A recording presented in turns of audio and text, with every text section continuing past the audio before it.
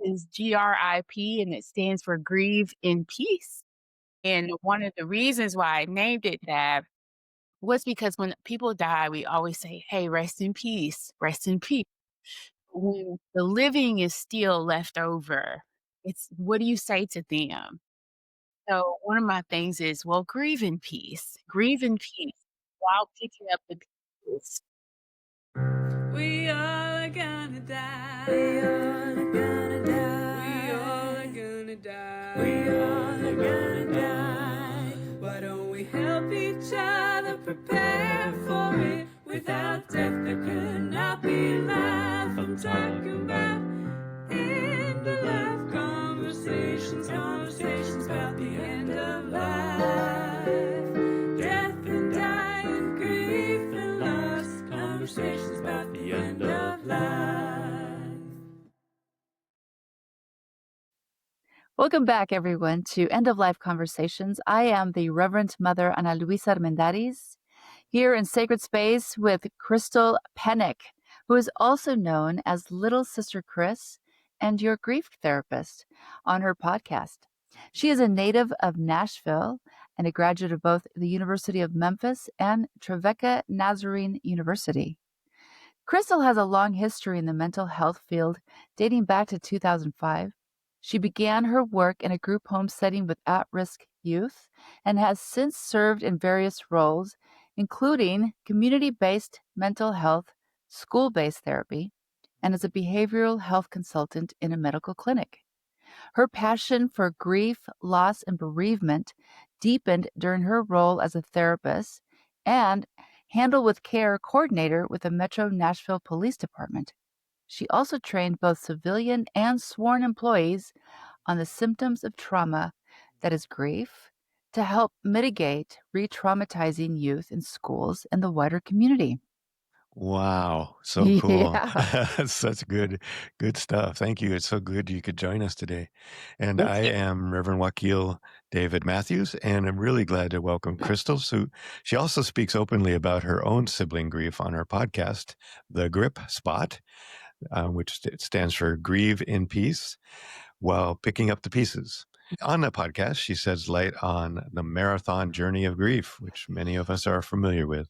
She's the owner and founder of the Grief Center, a practice offering both in-person and telehealth services.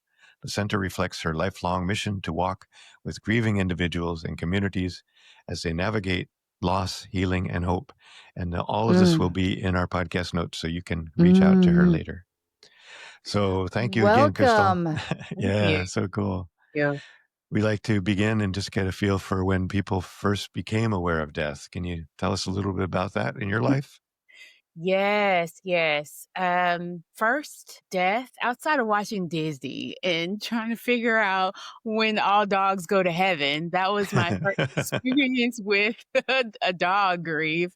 That was my very first Disney experience and trying to understand death because I can remember that like yesterday and Yes. crying about it.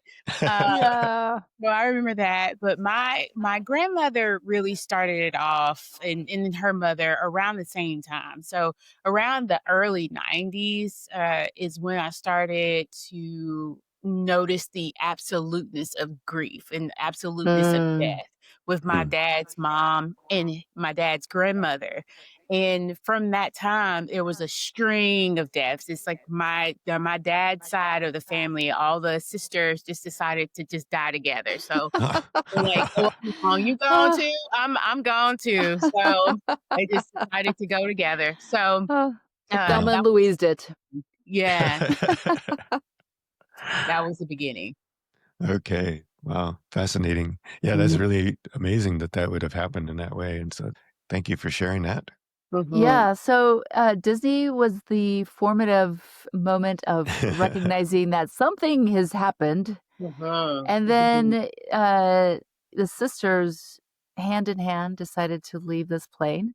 Mm. Yeah. And in between your whole life, how has death impacted the story of who you've become and how you're serving in community today?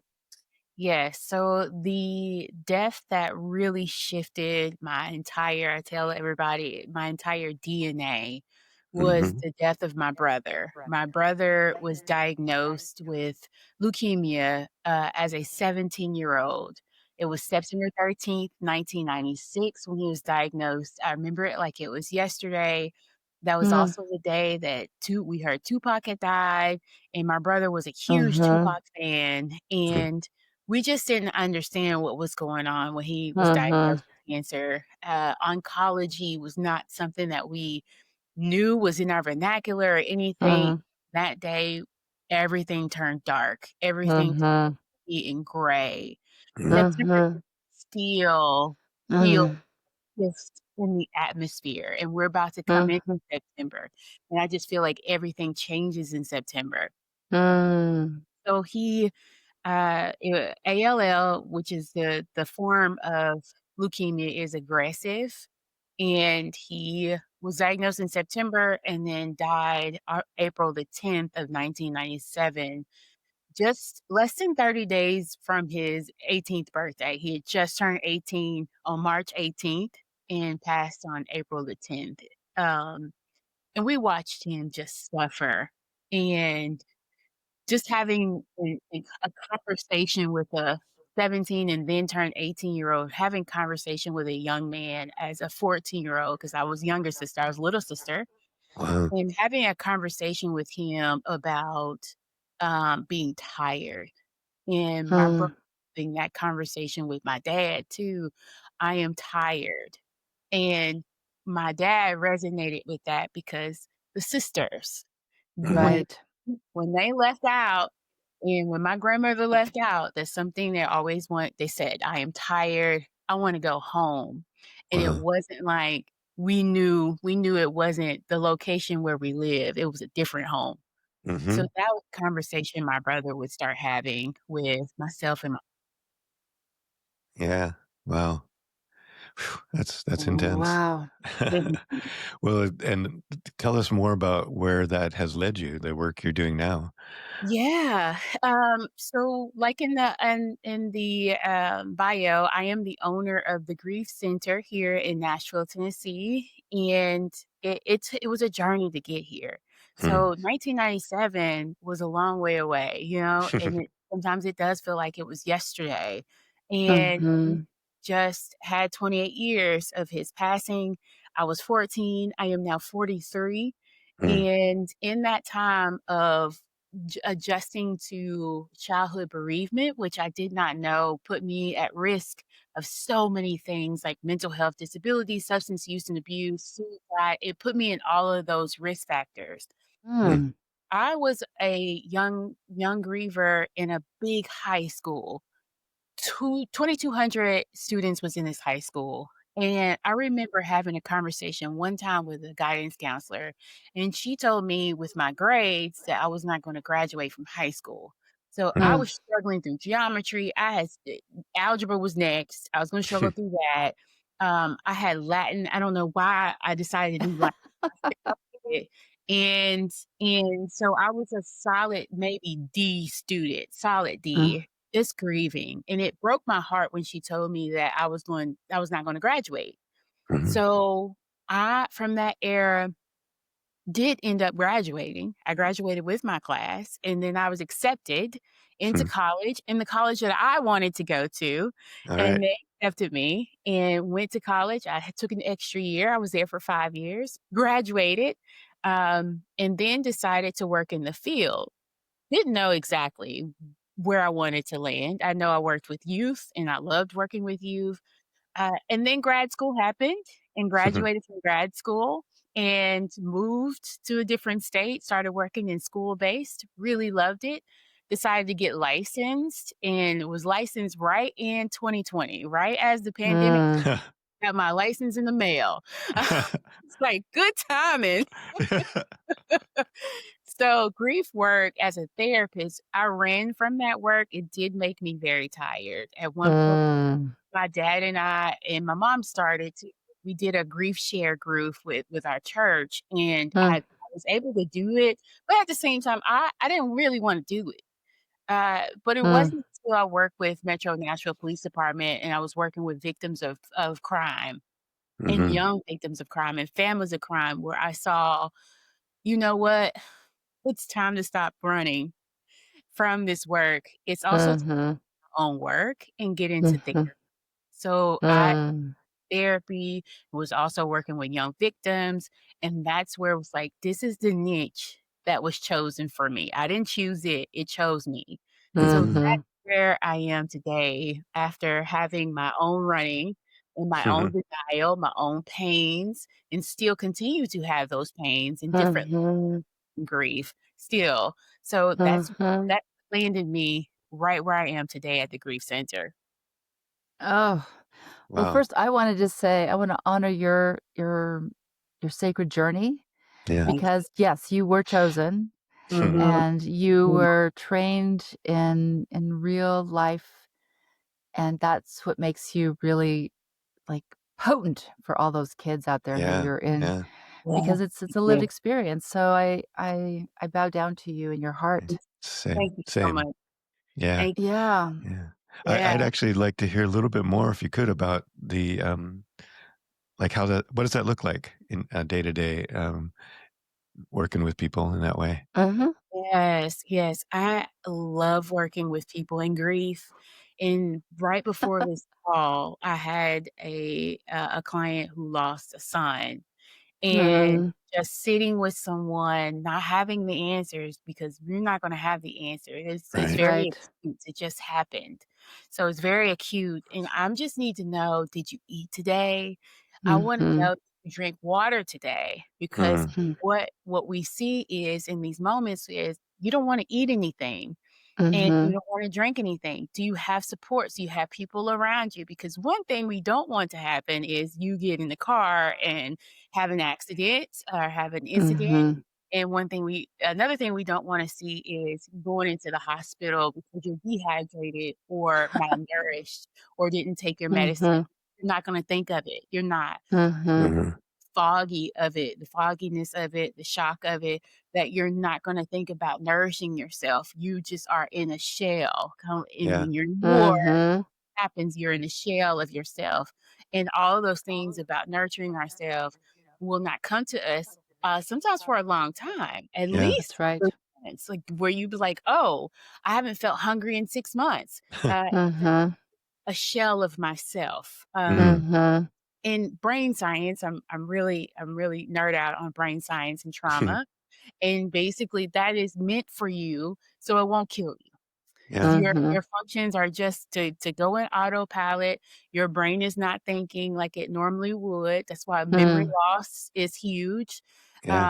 in grief, and, it's really to protect your body because Mhm. Hmm. we're in freeze. It's gone through a traumatic event, so we're in freeze in order to get through what we need to get through. So Mm. yeah, that makes so much sense. Yeah. Yeah, yeah, yeah. That's I really appreciate that that framing of it, like being in a shell. Mhm. Because I've, we've all experienced it. Many of us on the many of our audience members probably have experienced that too. As that sense when somebody dies and it's close to you, and it's like it just feels like nothing makes sense anymore. Like, right, Mhm. you're looking around, you can't figure out why people are still acting normal, you know? Uh, Right. yeah, and yourself, like you said, you're kind of surrounded by this protective shell that says, "Just take the next step," really, right? Mhm. Mhm. Mm. Yeah, so what a wonderful support and, work that you're doing to help those folks, so So, I really do appreciate that too, that you're helping out bear witness to all these people who are going through this intense grief moment. So, what do you find are really big challenges for you as you do your work? Challenges in this grief world Mhm. can be vast, and not just the grief stuff. It's more like now that I'm an employer, it's who is appropriate to sit with people in grief. Mm. Mm, Mhm. And then that means that my therapists are gonna have to tackle their own fears and their own Mhm. uncomfortable, spaces or uncomfortable spaces. Can Are you able Yeah, are you equipped to even do traumatic grief? yeah, Murder, Mhm. those type things. So, on top of trying to make sure that insurance, handles Yeah. insurance pays because the work that I do, I can see others that do the same work, but they're private pay, right? So Mm, I have majority Mhm. insurance, which a lot of clinicians do not accept insurance anymore, but I wanna be able to be accessible, right? yeah. That's right. Because I didn't have a therapist, I didn't know anything about it, I didn't have a therapist until I was good into my late 30s, Mm, from 14 to 38 years old, so I would have Mhm. benefited from having the access and the knowledge that it existed. Mhm. Mhm. So being able to first be aware and teach people about their own grief here in the center and be ready for anything that comes in these walls. Are Mhm. you ready for people who will sit in your office and wail? Will you mm, give them Mhm. that space? Mhm. Or will you Mhm. be ready for a young person that comes in and they look so nonchalant or they're angry? Are you able to Mm. handle the angerness or the nonchalant teen that's like, I don't know. Feel like talking. Mhm. Are you gonna be able to handle those? Or someone who just laughs through everything mm, and Right. they're processing it looks like laughter or it seems Mhm. humor, but deep down, they're just hiding and masking. Can you get down to the deeper levels of that? So I have to do a Mm. lot of evaluating with who I Mhm. bring in. So it's mhm, harder to try to get licensed therapists because they can do gig economies, other places. They can just stay at home and do all the things versus being in person. But that I think those are the challenges and nuances. Uh, Mm. I experience on the admin more side and training therapists than the grief itself. But mhm. it's a continuous learning journey. Yeah, wow, what a great work. Wow. Yeah. Yeah, I Mhm. wish we need about 10 more of you. And like, Yeah. Just there, just in the South. Now Mhm. we yeah. need in every area. That's Yeah. great. That's what wonderful work. And yeah, I know we've actually just been talking a little bit about the difference between a three-dimensional one-on-one connection with somebody Mhm. and this, the beauties and the curse of Mm. technology where we can also be two-dimensional and have this great communication, but it's not the same as Mhm. actually Mhm. being in person. So that's Mhm. a really wonderful model that you're doing there. Thank you. Yeah. Mhm. So as you're looking at all of this, as you're dealing at yourself and of course working with grief and loss on a daily basis, is there anything that frightens you about the end of life? I think what still as and this started, watching my brother, um Mm-hmm. I am heavy, heavy spiritual in the South, deep Christianity. And what I found is we talk a lot about death in songs, getting prepared for death, being right with Mm. the Lord for death, and all of that. But we still have unanswered questions Mhm. know what that looks like. It's a control thing too. I can't control when it's gonna happen. Yeah. Right. So I think as far as the fear is concerned, just what happens immediately after? What does that look like? And I'm a 90s kid, right? So one of the songs that I listened to back in the 90s was Alanis Morissette when she was like thinking about don't think about death as it being over at the end. And I was like, "Okay, well, I know that, but what does it look like? I wanna know. I wanna know." So I believe it's more like the fear of not Hmm. knowing. Mm-hmm. And then I am a surviving sibling again, and I have 2 parents. I have parents that are aging, and, Mm. with the fear comes is when is it that Imma lose them to? Yeah. Mhm. So that is a big fear of mine, and as my only sibling, it's like and then doing it alone, that Mm-hmm. is a Yes. big fear in death, doing this life alone, when I have 2 Mhm. parents and that's family, right? Mhm. Yeah. And Mhm. my family just continuing to change in that way. Mm. Sure. Yeah, Mm. that makes sense. Huh. No. It does. It's well, I was gonna speak to your first fear about not knowing what happens. Mhm. Wakil and I met at seminary, so even back then we had these kind of conversations, but I was like, just living in the mystery, like, oh, like, it's just, I don't know. I am excited, Yeah. unfortunately for my kids with it. But it is a very real fear that I hadn't really, I mean, I think about it, but I don't think of it much as having to be a sole child to parents who are aging, who at some point I will also have to do the heavy lifting of caring for them at the end of life. Hmm. So that is a very true and Yeah, I something could to think certainly about. see that.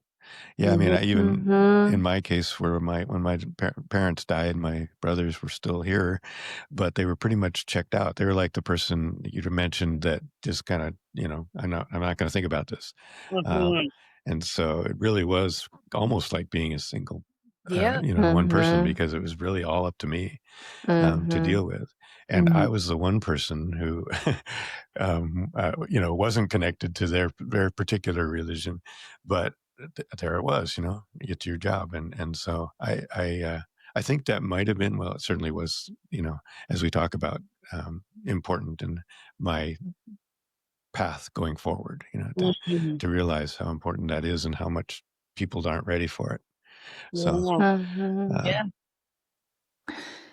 So, okay, these are all very heavy thoughts that we're having that you have on a daily basis. yeah, Mhm. So, when things feel just a little bit harder and heavier, what do you do to keep yourself resourced, find the energy to refill your cup?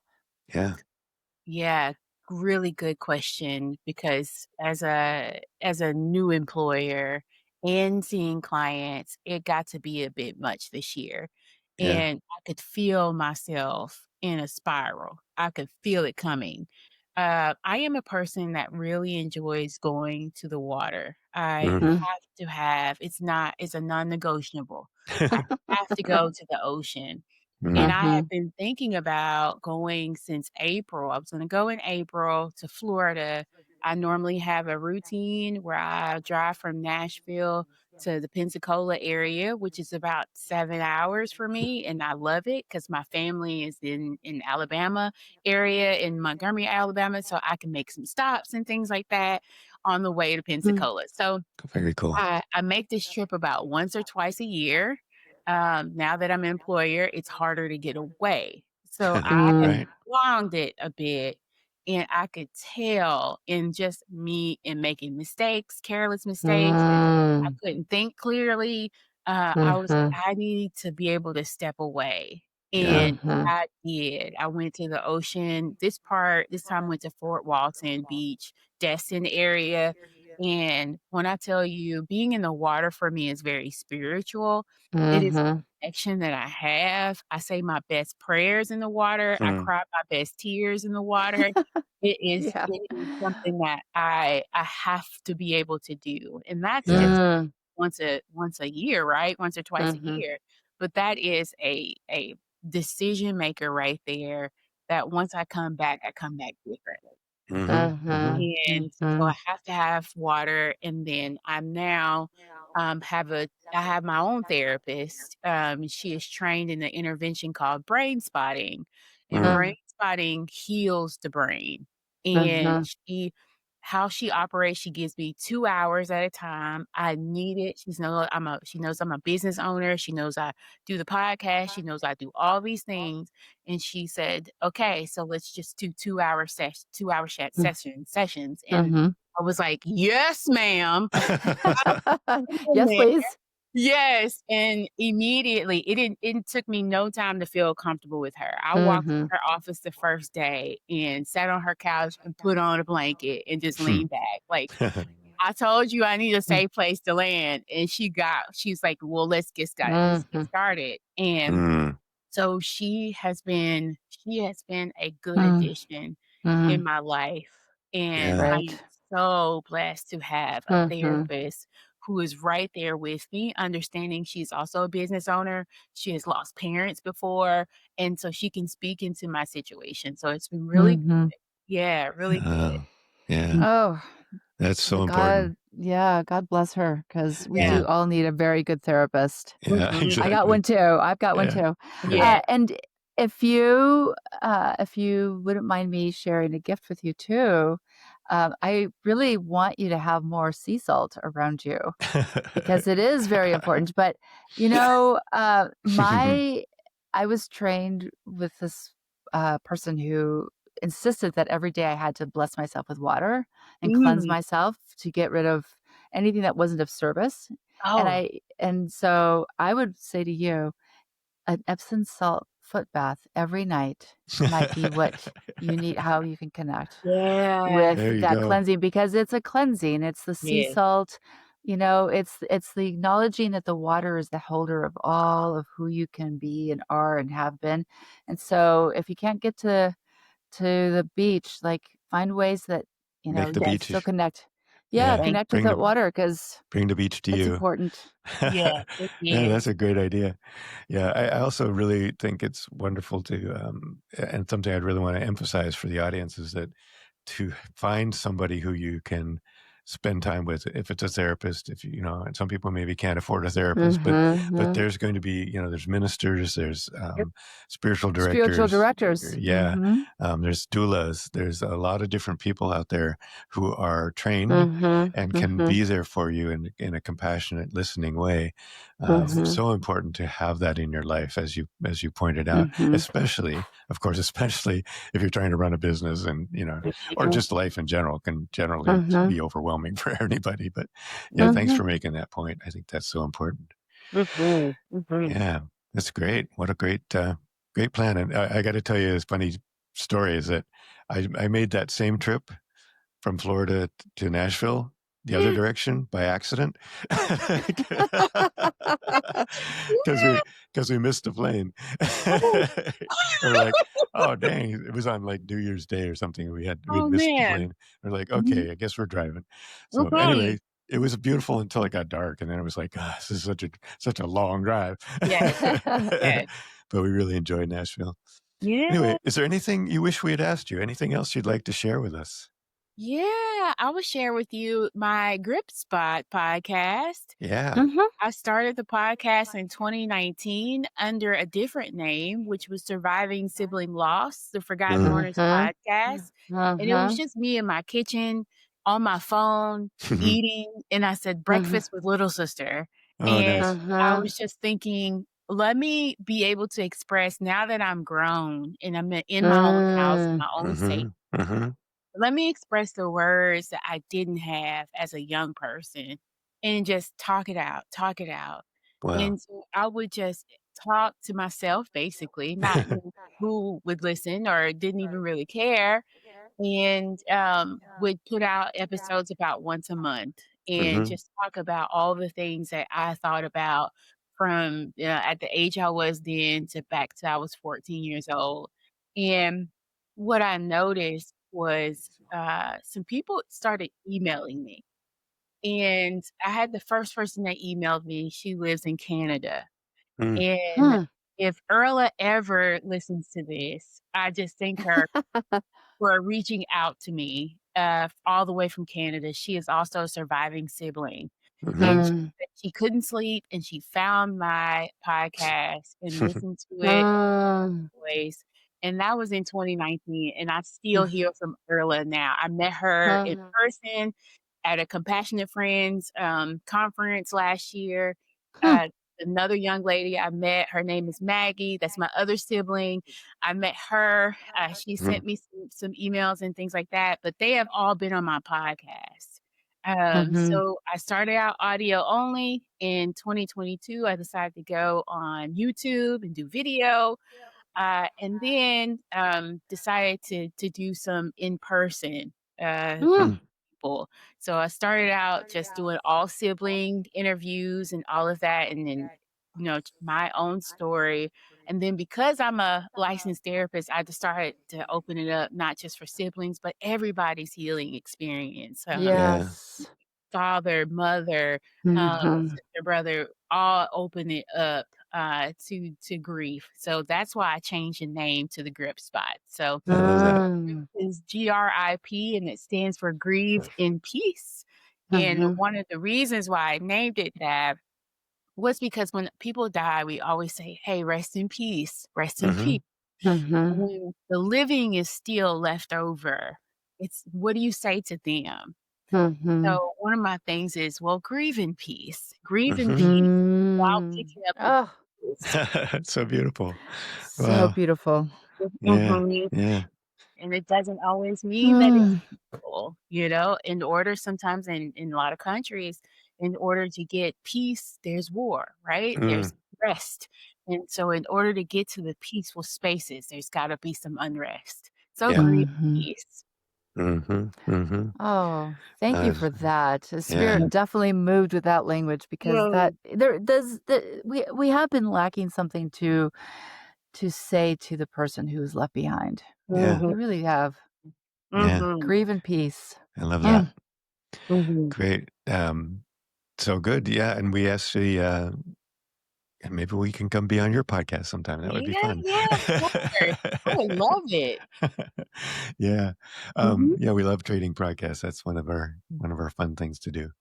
Mm. This has been such a fun ride for us. So you said you had a quote that was enjoy being. Enjoy Um, being. yeah. So why Mm. don't you tell us about that quote? That'll be Yeah. our final part here. Oh, it's a quote by a good friend. I left Nashville for Virginia just because I was running away.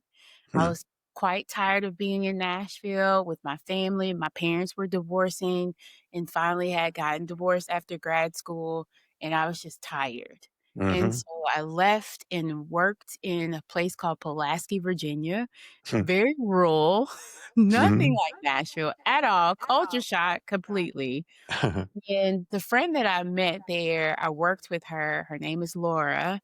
And Laura, she would always say, "Enjoy being." And it was Hmm. on Mhm. her tags, her car tags and everything, "Enjoy being, enjoy being." Now Hmm. this is 2012, 2013. I came back home in 2014. I have continued to, be in contact with her through social media. Hmm. I've always seen her say this, but when she said it on my birthday, which was in August 5th, when she said it to me on my birthday, and she just recently lost her dad, it Hmm. resonated with me so well when she Mhm. said, "Enjoy being." Hmm. Mhm. So, I took her words to the beach with me in Florida, and I stayed in a shipping container, and it was so nice. I stayed in a little shipping container, it was very nice, it's a little Airbnb, but it had an outdoor space. Hmm. And one of the days that I was there, it started to rain, real tough, rain, but the good thing about Florida weather is when it rains, it's not like in Tennessee and Nashville. When it rains here, it's thundering and lightning. Mhm. It's not really comfortable to be outside. So in Florida, it was raining and it didn't thunder or lightning, it was just Mm. windy, rain. Hmm. So, in my mind, I thought about enjoy being. So I Hmm. the Mhm. shipping container, I got outside, let it rain on me. I got down on the ground and I just laid Mm. out on their Wow. porch and let it rain on me. Mm. And one of the things that I felt at that moment of enjoying being was the blessings of the rain. Mhm. I Mhm. didn't realize how many individual raindrops would drop on somebody and Mhm. attention. So laying back and having all the individual raindrops and the wind and all of that, I could hear some police in the background. I could hear all of that stuff. But for me, I didn't have an SOS. I didn't have an emergency. I was enjoying Mhm. being one with the rain and receiving Mhm. blessings. So that's why I Mm. quote for especially people in grief, because for so long I gave my life to grief and I still give my life to grief. But I Mhm. missed some of my years. It was Mm. so hard. I missed some of my years and I missed some of my living. So Mm. enjoy being alive. Mhm. Mhm. Hear my brother say, "You had a choice. You lived. So live. Mm. Enjoy being." It still hurts, but Yeah. enjoy being. Don't Wow. Mm. living too. What a wonderful way to end. Yeah, actually, that last we usually do a poem, but I'd say that story was a poem. It is a poem, and it's also a testament to, again, water being what you need to be a part Yeah. of.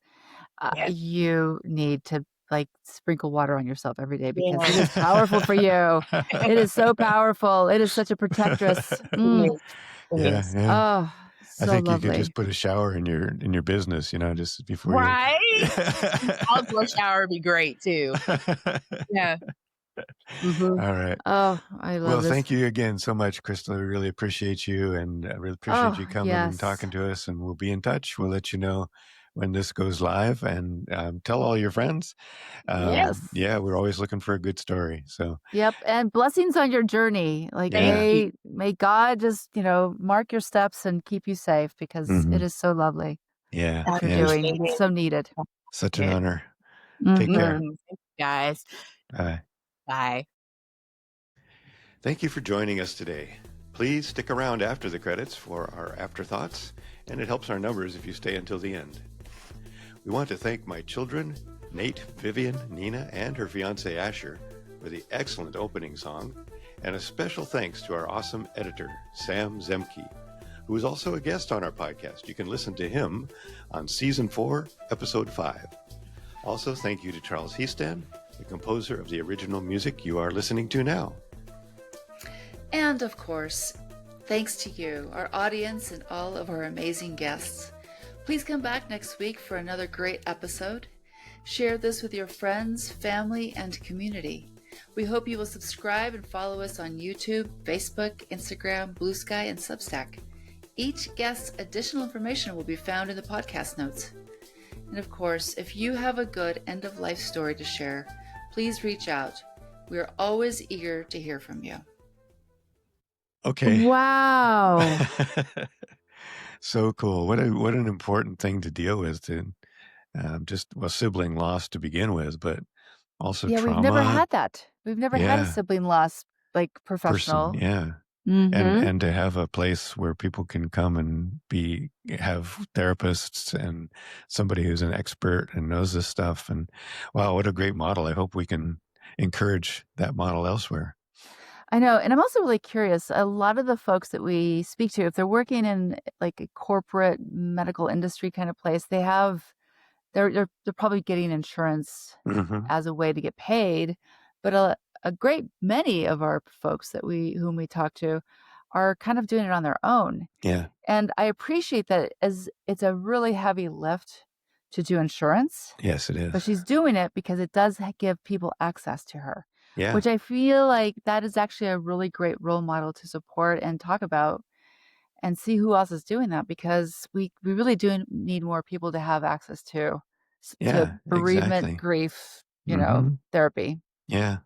And I think this could be one of those extended things that we could, a bit of it at the beginning of what we just said could be the clip at the end, but also I think we could talk a little more about the fact that if somebody is planning or thinking about how they could do this, this would be a great episode for them to listen to hear how she's worked through it, and especially the challenges that she's had, and trying to keep insurance available and make it accessible. She made that point. Yes.